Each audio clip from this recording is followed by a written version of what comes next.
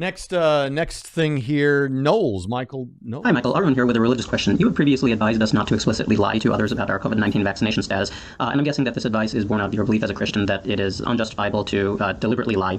Now, I've mulled over this advice a fair bit because in the Hindu tradition, we are taught not to waste our scruples on those who are unworthy of them. This comes from a vignette in the Mahabharata in which a hero is engaged in single combat with a villain, and when the villain's chariot gets stuck in the mud, the rules of combat dictate that he must wait for the other person to free himself, but Sri Krishna, God incarnate, tells the hero not to obey these rules because the villain has stood by evil his entire life and is deserving of death. I do think it is dishonorable for someone to ask for my COVID-19 vaccination status. So I'm wondering if you think that in such a case, it would be right for someone to lie. And I wonder if you as a Christian could perhaps tell me how you might view this based on the example from the book of Joshua, in which Rahab hides two spies sent by Joshua and even lies explicitly to the king of Jericho about their whereabouts. Would this not be an example of a case in which it is right to lie for a greater good? Thank you as always for your thoughts.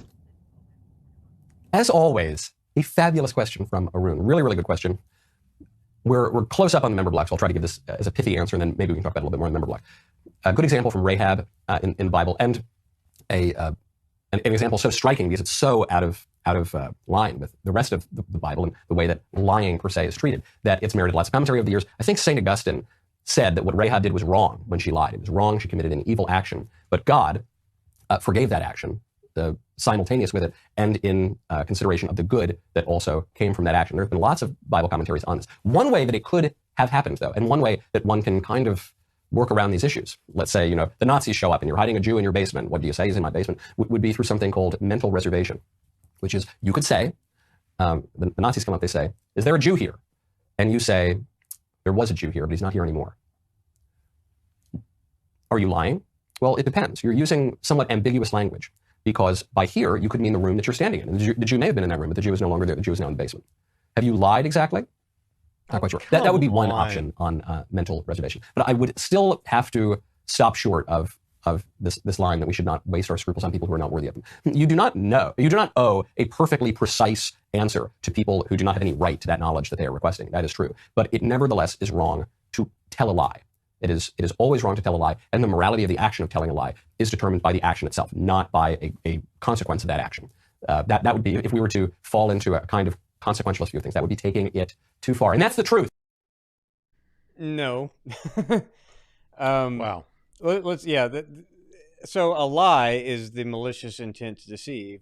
If somebody is knocking on, if the Gestapo or whoever is knocking on your door, if stormtroopers are coming through, is there a Jew in your basement? The answer is no. Yeah, you just say no.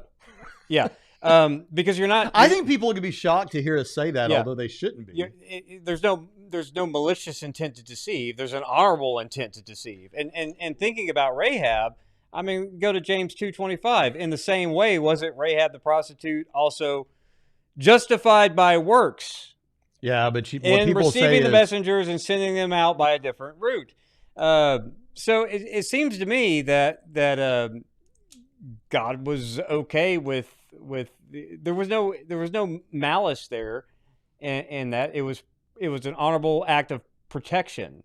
And so I want to say that there are circumstances where you can say something that is false for good reasons. Mm-hmm. And I wouldn't classify that as a lie, because I would understand a lie to be a malicious intent to deceive. Okay, that's a way to attack this. Now now initially the guy was asking, is it okay for me to lie about my COVID vaccination status? Yeah. No. Now there's two general ways that I've seen Christians approach this. One, it's never okay to lie. Yeah. And two, it's sometimes okay to lie. Yeah. On the never okay to lie situation, the way we will see this handled, and we saw Michael Knowles, I wrote this down as a note before I even saw that, but the way Michael Knowles handled it, or at least a possibility he gave, is be selective about the information that you do share, right? Be selective about that. Like, you can tell some of something, you don't have to tell the whole truth. So if find a word game to play that would not... Well, yeah, I don't like the word. But you were like, well, no. We're not here, like in this square foot that I'm standing on. Come on, yeah. It's not a malicious intent to deceive, but I don't. That's. I don't think you have to go that far. I think you can say something that's false if you're not if it's not out of malice. But Well, in 1 Samuel 16, why is that in my way? In 1 Samuel 16, Samuel is going to go up to Bethlehem to anoint David king, right? But Saul's still king, and so he has to come up with some. He's going to go up there to do this, but he's asking, well, what happens if? How long? What's going to happen? Where does it start? What happens if? back at the beginning. If somebody asks me why I'm going up there, because I don't want the king to find out about this. So verse 1 of chapter 16, 1 Samuel. Now the Lord said to Samuel, how long will you grieve over Saul, since I have rejected him from being king over Israel? Fill your horn with oil and go. I will send you to Jesse the Bethlehemite, for I have selected a king for myself among his sons. Of course, we all know that's David. But Samuel said, how can I go? When Saul hears of it, he'll kill me. And the Lord said, take a heifer with you and say, I've come to sacrifice to the Lord.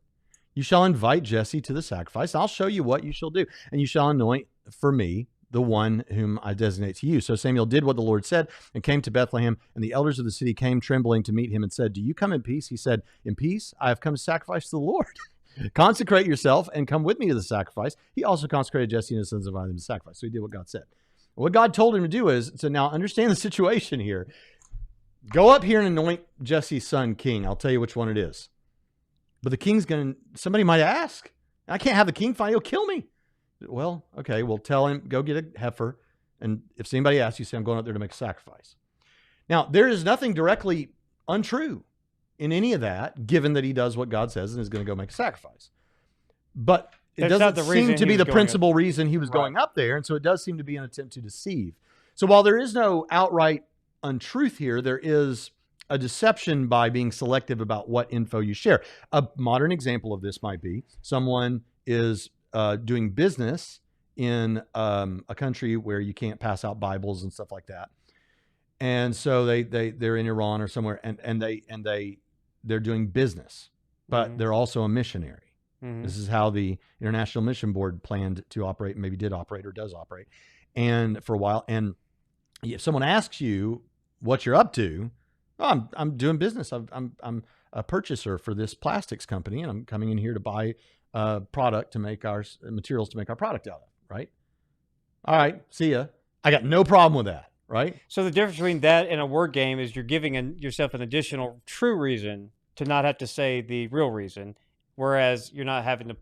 That's different than saying, well, not here, because technically not standing 3 feet right. away But from me. I'm just saying this is what the never okay to lie people will say. Yeah. It's okay to give selective information. And with people like Rahab, what they'll say is of course, with Rahab, what people will say is we have a building of revelation to where, you know, the revelation wasn't specific enough as we would get with more revelation, written revelation, and New Testament scripture and all that. So he meets people where they are, and she had good intentions, but ultimately our God's a God of truth, and of course he doesn't want that lie. You know, that's how the never okay people might address the Rahab people, Rahab thing. And then you have the sometimes okay people, and I'm just, you know, Do I look there's fat no in Jews this in my dress? house. Kind of. What kind? What? The sometimes okay people when they get the question, do I look fat in this dress? Or Oh, I mean, the be a answer is good- always no, because it's never the dress's fault. But we know what you're going to say. yeah, What should you say is a different question. But the issue I have, though, back to the I don't think all of that's necessary, because if you understand the intent, I mean, you could look for all kinds of technicalities. Well, but Rahab probably didn't even know if they took her the route she suggested, for example. So how could she possibly know?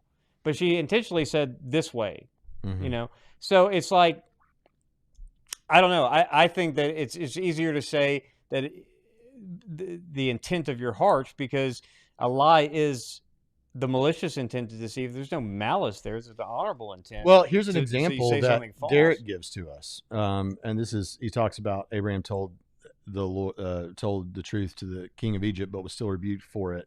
Abimelech, you know, he tells him to say you're my sister. I think this is what he's talking about. Yeah. say you're my sister, he says to Sarai or Sarah. And she was his half sister. So it's like a half lie. And he's saying, but still he was rebuked for this, even though he did. Right, because of the intent. Well, the intent to deceive, a malicious intent to deceive, really to save. That's what I keep trying to tell people. So, okay, look here. Is there such a thing as righteous deception?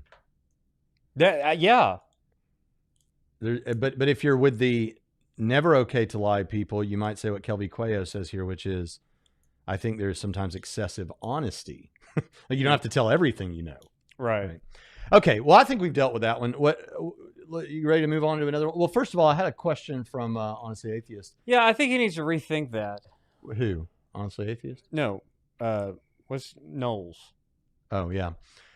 Granted, Christians are not obligated to be perpetually nice. Are they called to not be mean-spirited or hateful, also prideful, vain? Well, you know they are. Yeah. We're called not to be hateful, proud, all those kind of things. But I definitely think there's such a thing as boldness and you know, mean-spirited is the wrong thing, because mean-spirited anyone can that's in the interpreter's head. Mm-hmm. Because if I don't mean to sound mean-spirited, but somebody accuses me of being mean-spirited, well, whose problem is that? Well, we cut all through all that with be, Honestly Atheist. Do you intend to be that? Right. Okay, this is a Bible, if you've never seen one before. And well, most people have them on their phones, Braxton. Get with the times. It describes itself in the New Testament as a sword, which is an offensive weapon. So I do believe that even if you try to be nice, like I think we do, and you're sharing this stuff, eventually it may end up upsetting someone when you're waving an offensive weapon around like a Bible. But of course, there are those people that seem like that you see on the TV sometimes. Some preachers seems like they got up in the morning and decided, who can I tick off with the Word of God? Now that is not, I mean, you shouldn't be trying to do that, but be bold when confronted with wickedness. That's fine. So you may not always be nice, but you shouldn't be looking to be a jerk either. Right. Okay. Trinity Radio. I think a good question is, are the dudes more interested in winning the war or winning skirmish? Because at this point they aren't going to win the war because they are losing people.